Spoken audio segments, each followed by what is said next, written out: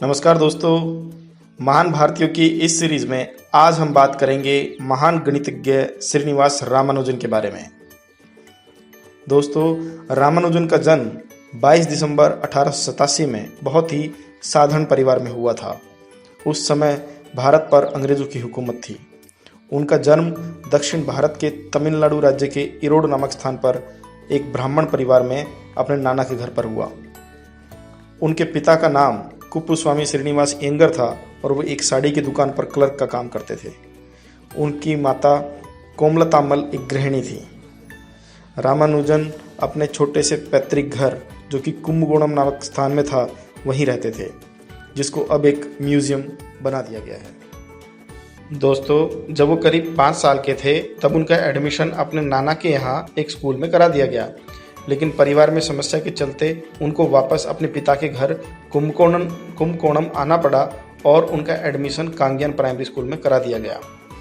क्योंकि उनके पिता का ज़्यादातर समय अपने काम में ही बीत जाता था, तो माँ के साथ ही रामानुजन का ज़्यादातर समय बीतता और उन्हीं से उन्होंने अपने पारंपरिक पाठ, पुराण, धार्मिक संगीत, पूजा पाठ, खान पान की आदतें सीखी, जो कि एक ब्राह्मण परिवार का हिस्सा होती थी। दोस्तों, रामानुजन एक धार्मिक प्रवृत्ति के व्यक्ति थे। उनकी आध्यात्म में बहुत रुचि थी और ईश्वर में गहरी आस्था थी और वो अपनी कुलदेवी नामगिरी माता के भक्त थे। वो जब बड़े हुए तो लोग उनसे पूछते, तुम मैथ्स कैसे हल कर लेते हो? तो वो कहते, मुझे मैथ्स नामगिरी माता बताती हैं। कांग्यान प्राइमरी स्कूल में उन्होंने बहुत अच्छा परफॉर्म किया और 10 साल की उम्र में उनका एडमिशन टाउन के हायर सेकेंडरी स्कूल में हुआ, जहाँ पहली बार उनका सामना फॉर्मल मैथ से हुआ। और 11 साल की उम्र में ही उन्होंने मैथ्स में कॉलेज स्टूडेंट्स के बराबर दक्षता हासिल कर ली थी। मात्र 13 साल की उम्र तक उन्होंने एडवांस ट्रिग्नोमेट्री जैसे गणित के जटिल विषयों में महारत हासिल कर ली थी। 14 साल की उम्र तक उनको कई मेरिट सर्टिफिकेट और कई स्कॉलरशिप प्राप्त हो चुकी थी, जो उनकी स्कूलिंग तक उनके पास रहीं और जिससे उनको काफ़ी मदद मिली। बहुत ही जल्द उन्होंने geometry, infinity series, cubic equations में महारत हासिल कर ली थी और उन्हें सॉल्व करने के अपने ही तरीके खोज लिए थे। दोस्तों, साल 1903 में जब वो मात्र 16 साल के थे, तब उन्हें अपने एक मित्र से एक बुक मिली जिसका नाम था a synopsis of elementary result in pure and applied mathematics, जो कि G.S. कार द्वारा लिखित थी और इसमें 5000 थ्योरम का कलेक्शन था। उन्होंने इस बुक का बहुत अध्ययन किया और वहाँ से उनका जीनियस जाग उठा। अगले ही वर्ष उन्होंने गणित के कठिन विषय जैसे बर्नौली नंबर्स, ईलोर मैस्चेरोनी कांस्टेंट को 15 डेसिमल पॉइंट तक हल कर दिया और अपनी काबिलियत सिद्ध की। उनके सभी साथी उनकी इस प्रतिभा को जानते थे और वो उन्हें बहुत उच्च कोटि का व्यक्ति मानते थे। 1904 में जब वो टाउन के हायर सेकेंडरी स्कूल से पास आउट हुए तो उनको मैथमेटिक्स के लिए के रंगनाथन राव प्राइज से सम्मानित किया गया। उनको गवर्नमेंट आर्ट कॉलेज कुंभकोणम से शिक्षा के लिए स्कॉलरशिप भी दी गई, लेकिन उनकी रुचि तो गणित में ज़्यादा थी, जिसकी वजह से वो बाकी विषयों में फेल हो गए और उनकी स्कॉलरशिप चली गई। पारिवारिक कारणों के कारण 1905 में वो घर से भागकर विशाखापट्टनम के राजामुद्री नामक जगह पर रहे। बाद में उन्होंने पाछाप्पा कॉलेज मद्रास में एडमिशन लिया।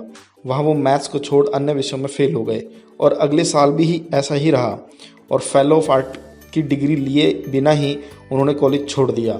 लेकिन गणित के प्रति उनका लगाव ज़बरदस्त था और उन्होंने खुद ही रिसर्च वर्क जारी रखा और बहुत गरीबी में रहते हुए भी अपने मैथ के प्रति लगाव रखा और वो मैथ्स को जीते चले गए। दोस्तों, 14 जुलाई 1909 को उनका विवाह जानकी अम्मल जी से हुआ। वो राजेंद्रम की रहने वाली थी, जो तमिलनाडु के करूर डिस्ट्रिक्ट में एक गांव है, जिनको उनकी माता ने उनके लिए चुना था। शादी के कुछ समय बाद रामानुजन गंभीर रूप से बीमार हो गए और एक सर्जरी के बाद ठीक हुए। उसके बाद उन्होंने नौकरी ढूंढना शुरू की और एक क्लर्क की नौकरी की और साथ साथ बच्चों को ट्यूशन भी पढ़ाया। पर उनका गणित प्रेम कायम रहा और वो दिन रात जब भी समय मिलता गणित में खो जाते थे। फिर 1910 में उनकी मुलाकात इंडियन मैथमेटिकल सोसाइटी के संस्थापक वी रामास्वामी अय्यर से हुई और फिर एक बार रामानुजन को उनकी पहचान मिलनी शुरू हुई और जल्दी ही वो यूनिवर्सिटी ऑफ मद्रास में रिसर्चर बनकर सामने आए। 1912 में उन्हें मद्रास अकाउंटेंट जनरल ऑफिस में 20 रुपये महीने की सैलरी पर टेम्परेरी नौकरी मिल गई। उन्होंने वहाँ काम के साथ साथ गणित के प्रति अपना प्रेम बनाए रखा और जल्दी ही उन्होंने अपने काम से भारत के कई रिसर्च स्कॉलर और प्रोफेसर को प्रभावित कर दिया था। और फिर उनका लेख journal of Indian mathematical society में प्रकाशित हुआ। उसके बाद एक उन्होंने कई पेपर लिखे और गणित को नई ऊंचाइयों तक पहुंचाया। उनके काम से प्रभावित होकर नारायण अय्यर रामचंद्र राव ने उनके वर्क को ब्रिटिश मैथमेटिशियन MJM हिल, जो कि यूनिवर्सिटी कॉलेज लंदन के प्रोफेसर थे, उनको भेजा। पर उन्होंने कहा कि रामानुजन को मैथमेटिक्स का ज्ञान है और क्षमता भी है, पर उनके पास जरूरी एजुकेशनल बैकग्राउंड नहीं है। उन्होंने उनको स्टूडेंट के रूप में लेने से इनकार कर दिया और उनको काफ़ी पेशेवर सलाहें भी दी। रामानुजन ने हार नहीं मानी और अपने पेपर कैम्ब्रिज यूनिवर्सिटी भेज दिए, पर वहाँ 2 प्रोफेसर HF बेकर और EW हॉब्सन ने उनके पेपर बिना किसी कमेंट के ही लौटा दिए। रामानुजन ने फिर भी हार नहीं मानी और उन्होंने 16 जनवरी 1913 को GH हार्डी को अपने रिसर्च पेपर के साथ लेटर भेजा। शुरू में तो हार्डी को विश्वास ही नहीं हुआ हो गया। रामानुजन की कंटिन्यूड फ्रैक्शन वाली थ्योरम देखकर वो बोल पड़े, इस व्यक्ति ने मुझे पूरी तरह से हरा दिया है, मैंने कभी ऐसा काम नहीं देखा। 8 फरवरी 1913 को हार्डी ने रामानुजन को पत्र लिखा और बताया कि वो उनके काम में रुचि रखते हैं, और इससे पहले उनका पत्र मद्रास पहुंचता हार्डी ने इंडियन ऑफिस से संपर्क करके रामानुजन की कैम्ब्रिज में ट्रिप के लिए सिफारिश की। पर क्योंकि उनका पालन पोषण एक ब्राह्मण परिवार में हुआ था और वो अपनी संस्कृति से प्रेम करते थे, इसलिए उन्होंने कैम्ब्रिज आने से मना कर दिया। और इसी बीच उन्होंने बहुत सारी थ्योरम पत्र के साथ हार्डी को भेज दी। हार्डी के अलावा गिलबर्ट वॉकर नाम के मैथमेटिशियन ने रामानुजन के काम को सराहा और उनको कैम्ब्रिज आने के लिए कहा। वॉकर की सराहना से यहाँ के प्रोफेसर खुश हुए और उन्होंने रामानुजन को 2 साल तक 75 रुपये रिसर्च स्कॉलरशिप भी दी। वो रिसर्च करते रहे और journal of Indian mathematics society को पेपर सबमिट करते रहे।